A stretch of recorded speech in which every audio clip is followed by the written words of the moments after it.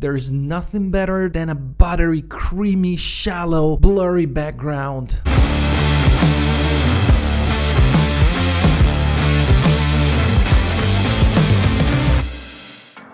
What's up guys, Dan Furlani here and welcome back to a new video. If you're new to this channel, consider subscribing. If not, just hit the like button. Well, let's jump immediately into the topic of today's video, which is how to get a blurry background. Well, it takes a shallow depth of field.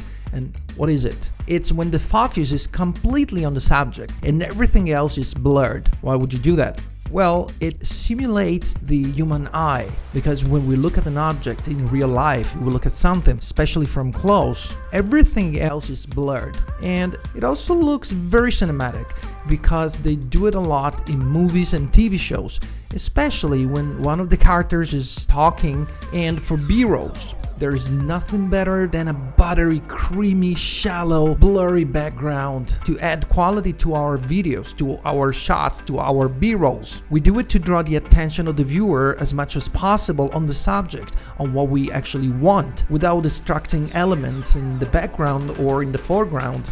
So, how does it work? How do we do that? First of all, the subject needs to be as far as possible from the background.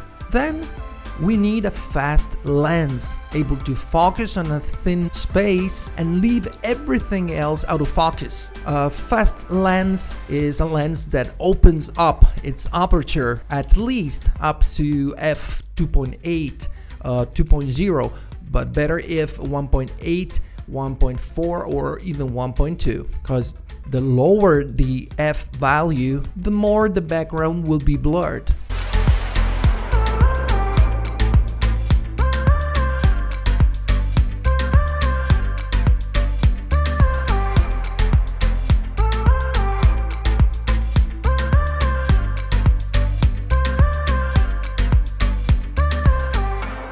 A good lens, widely used to get the shallow depth of field, to get this blurry background in portraits and in B-rolls, especially for YouTube videos, is the Nifty 50, the Canon 50mm f1.8. However, we can get even much better results with an 85mm, for example, or a 100mm, or a 135, or 200mm. Why? Because these telephoto lenses compress the background much more than wide-angle lenses. And this is why if you have a wide-angle lens, it would be pretty difficult to get a blurry background because of the nature of those lenses. And this is why the 85mm, for example, or the popular 70 to 200mm are very popular, are like the first choice when it comes to portraits and B-rolls for professionals. So with these more telephoto lenses,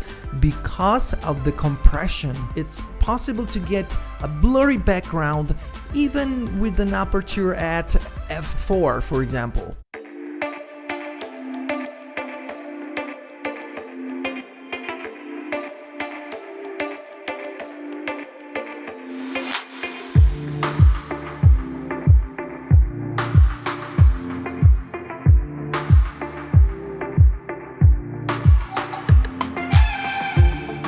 But of course, if we combine their compression with a wider aperture, well, the results will be like incredible.